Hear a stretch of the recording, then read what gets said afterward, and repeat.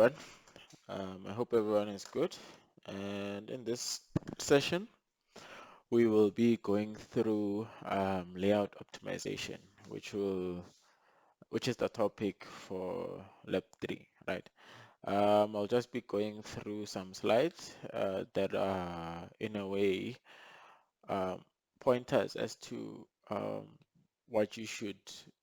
It's more or less tips on how to optimize your layout and designing a better layout um, than you did in layout 2, right? And let's start, right?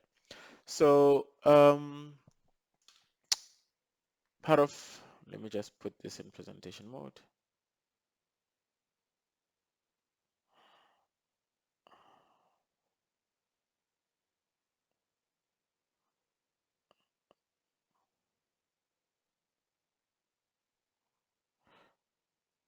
All right, I'm trying to get my slideshow going. Okay, now in lab 1, you designed your first layout, right? And in lab 2, you performed an activity relationship analysis and using layout IQ, right? So drawing your layout or designing your layout, you use Draw.io. Um, so those are the tools used, and those are the tools that you will be using for Lab 3, right? Optimizing your layout, right? Um, so in Layout IQ, you'll be performing your activity relationship analysis, but this activity relationship analysis, it will be done based on your optimized layout, right? So as you know, or as I'll remind you guys, an opinion score table, which is the table you use for your subjectivity analysis. Uh, so your opinion, right, is a person's judgment on the importance of proximity or closeness between established locations with regards to a product or a group of products, right? Now, you also know that there's a mini, so if your closeness is undesirable, and what's this? It's you need to use the X to show that this distance is undesirable. You'll see a pop-up saying minimum distance. So this minimum distance, do not worry, uh, you will be given, uh, you will be specified um, the minimum distance you should put in, right? So this was just an example, right, on the slide of an opinion score, right? So with your optimized layout, obviously it'll be inspired from your layout that you did in lab 1, right? Now, if you got a good mark for your lab, for your layout, you might ask yourself, what do I need to improve, right? There's always room for improvement, right? And that most of the time has to do with your location placement, right? So it's if your layout was good, it's a matter of just modifying um, locations here and there. You don't have to drastically change your layout, right, that you did in lab 1. But for those whose layout mark wasn't that good, you now have to improve that by making sure your layout, I mean your location placement is optimal, right? You make sure that you're placing departments where they should be placed next to each other, right? Um, so so the other thing is, let me just see what I want to. Okay, another thing that I want to address, right, with regards to your layout design is your use of icons, right? Now, do not use color symbols, right? Your layout must be black and white, right? I've even shown a picture there on the right that do not use those colorful icons. Only stick to black and white icons, right? If it's a chair, it must be a black and white chair. If it's a trolley, it must be a black and white trolley. If it's a transport, like a truck, an image of a truck, it must be black and white, right? Use glossary appendix provided, but not limited to use other symbols as long as they are black and white. Now, what I mean by this is, as you, like in your lab 2, you were provided, is it a lab 2 or lab 1? You were provided an appendix of, it was a list of components or icons to use, right? But you are not limited to using those. You can also be creative as possible, but just make sure that the symbols are black and white, right? Okay. Uh, okay. So after your subjectivity analysis or activity relationship analysis, uh, you will find yourself in this with this analysis, right, of your layout. So you'll be having these kind of paths, right, diagonal paths from one department to the other, right?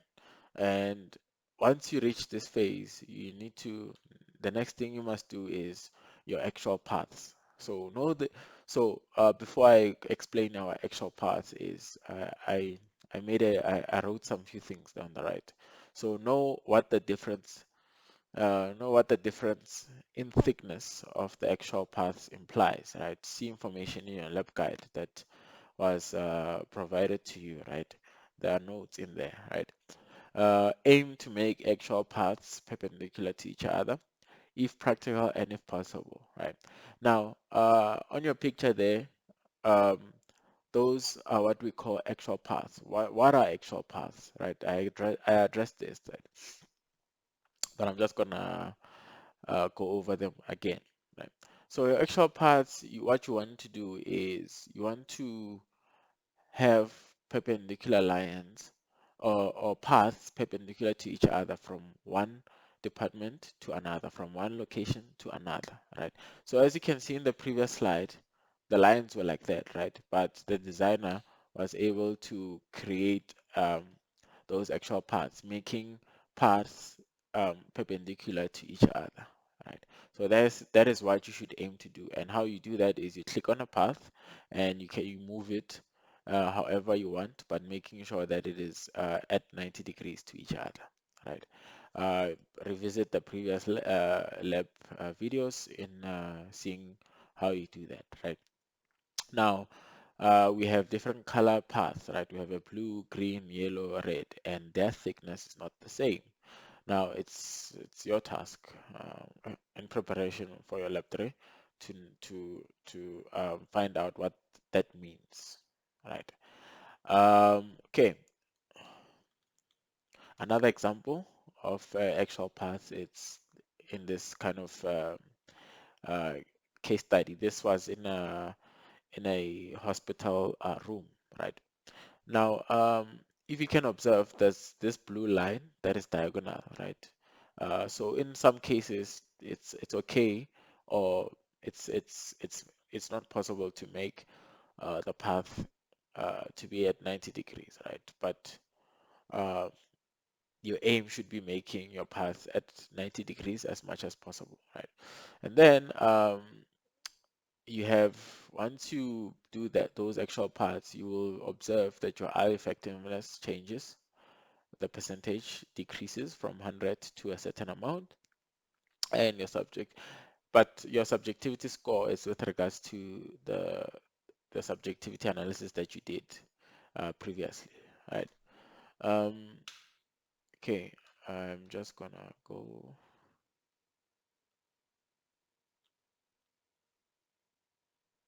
Okay, so in your preparation, just take inspiration from the internet layout design. So these two layouts, uh, I I I got them from the internet, right? So they should serve as inspiration as how your layout should look like, right? Um, After this, we'll look at good and bad layouts that you guys drew in your labs previously, right? So on the left, number one, there it was a design of a warehouse, right?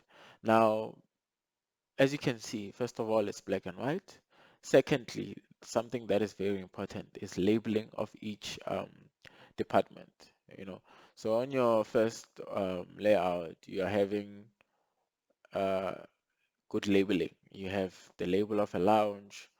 There's a quality assurance area. There's a order picking area, track storage area, inbound goods, and other components like your trucks that symbolize that this is where the loading and shipping takes place. You have your office, um, you have icons of your doors, you have icons symbolizing material handling um, devices like a forklift. There in that picture, we have three forklifts, for example, and we have what might look like a conveyor belt, right, which moves components or products, uh, you know, which moves your products from point A to point B, right?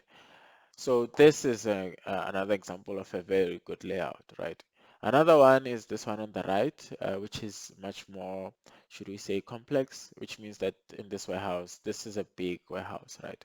So you have your trucks there symbolizing shipping, you have your parking area there, uh, you have maybe your receiving area there where your products come in into your warehouse. You have your um, material handling vehicles there in the form of forklifts and other components. Here it might be your offices, where your offices are located. Here might be a storage area. But like as you can see, the layout is very it's black and white, it's simple to the eye, it's aesthetically pleasing, right? One of the few things you must consider as an engineer is making your designs, whatever design it is, to be aesthetically pleasing. Is it good looking, right? That is one other thing you should stress, right, when you are making your designs, right?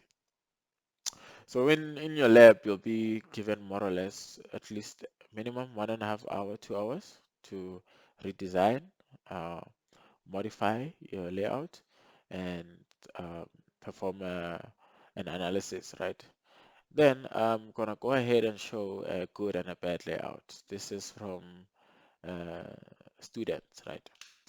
Now, as you can see on the left, this is a good layout. Let me just see if I can zoom that. On the left, this is a good layout, right? Labeling is good. The design it looks good on the eye. Yes, here the student forgot to maybe put in a door, but otherwise the layout is good, right? It has that you can clearly see that on this section, this is where we are having your machining.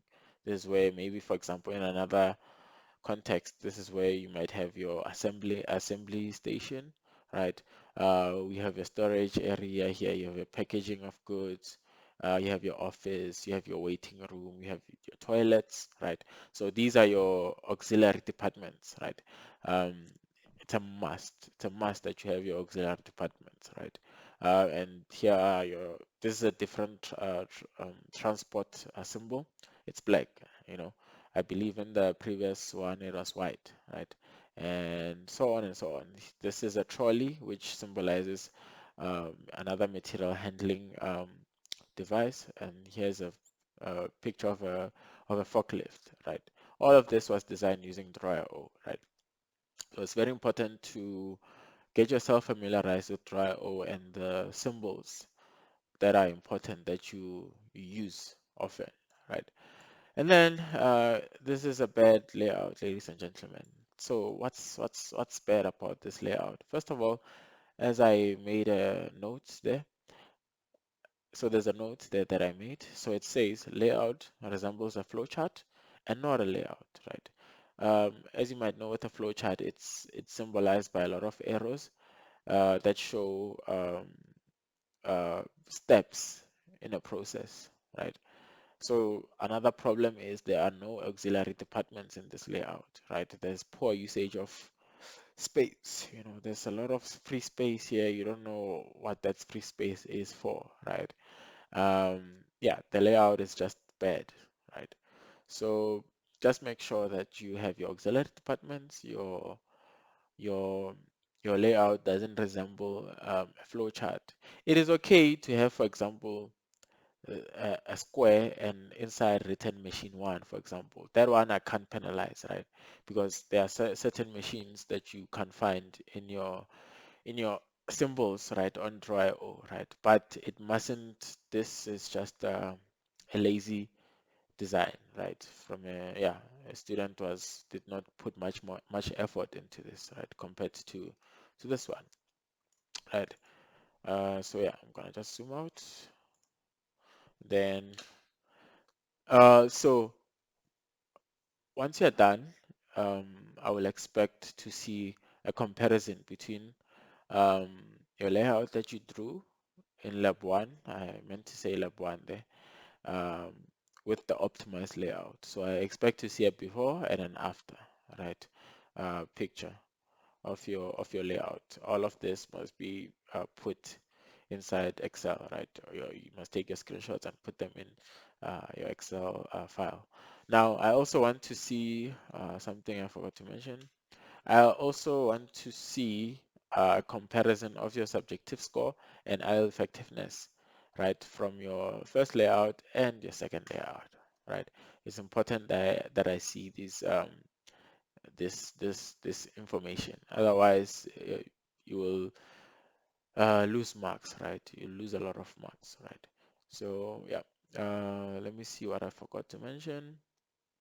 Yeah, that will be all, ladies and gentlemen.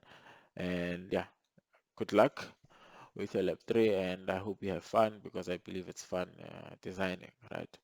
Have fun and take note of the tips uh, that I mentioned, and also browse through your lab guide that I shared with you again.